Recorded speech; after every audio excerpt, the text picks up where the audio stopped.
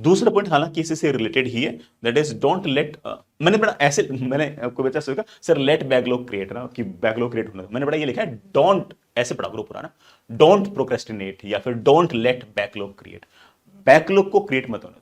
अब backlog create होने के पीछे सबसे बड़े मेन कारण दो हैं। एक तो बड़ा ये कि हमने पढ़ाई को समय नहीं दिया और हम चीजों को टालते गए, मैं उस पॉइंट को तो क्लियर कर चुका हूं। एक दूसरा पॉइंट और है, और वो दूसरा पॉइंट है बैकलॉग क्रिएट होने के पीछे, and that is extremely important, that is perfection. कि सर मैं तो परफेक्शन ही बनूंगा, मैं तो न्यूटन्स लॉज ऑफ मोशन पे तब जाऊंगा जब मैं काइनेमेटिक्स का बिल्कुल फोड़ू हो जाऊंगा, मैं वर्क पावर एनर्जी पे तब जाऊंगा जब मैं न्यूटन्स लॉज ऑफ मोशन का न्यूटन बन जाऊंगा। अरे ऐसा थोड़ी होता है यार।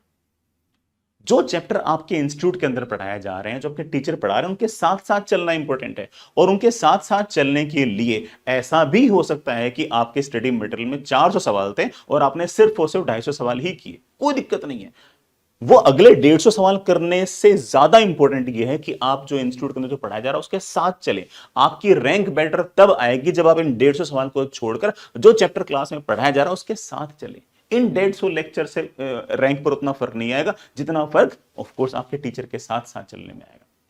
तो डोंट बी परफेक्शनिस्ट। बहुत सारे बच्चे होते हैं कि सर ये वाला टॉपिक तो जब मेरे को समझ में आएगा, ये वाली चीज मेरे को समझ में आएगी, मैं तो तभी आगे जाऊंगा, वरना मैं नहीं जाऊंगा। तुम बहुत ही क्लियरली बोल रहा हूं, तुम वहीं बैठे रहो, तुम हिलोगे नहीं पूरे साल।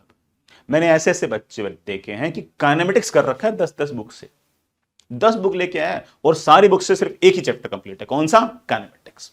वो काइनेमेटिक्स के बाप बन चुके हैं, उसके आगे उनको कुछ नहीं आता है। इसकी बजाय तो एक ही बुक से 10 चैप्टर कर लिया होता तो you would have done better.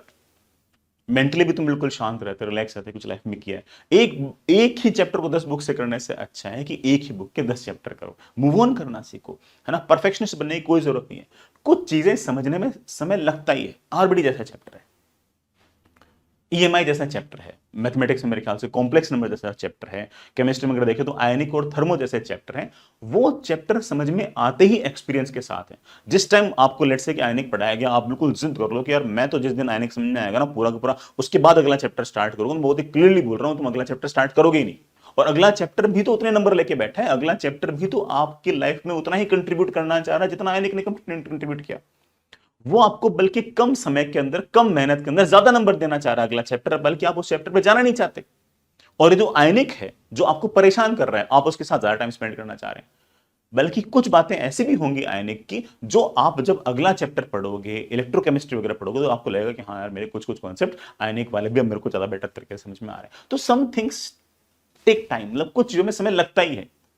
तो वो चीजें हो सकता है कि महीने भर बाद में, 1.5 महीने बाद में ज्यादा बेटर तरीके से समझ में आए। तो आपको स्टक नहीं करना है कि हाँ यार ये तो समझ में आएगी, मैं उसके बाद आगे जाऊंगा वरना मैं आगे नहीं जाऊंगा। तो ऐसे केस में आप स्टक ही रहोगे और आपका पूरा का पूरा जो ड्रॉप पेयर है वो निपट जाएगा।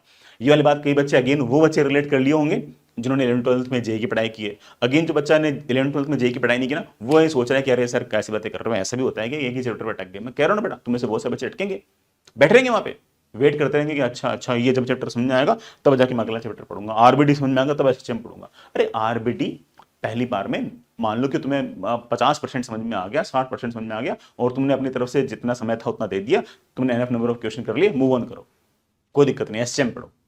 फिर बाद में जब कोई मौका मिलेगा, दिवाली की छुट्टियां आएंगी, मान लो कभी टाइम मिलेगा, तो उस टाइम पर आरबीडी के कुछ और सवाल भी कर लेंगे, और हो सकता है कि एसएचएम करते करते भी आरबीडी के 2-4 कॉन्सेप्ट समझ में आए, ऐसा हो सकता है। ठीक है,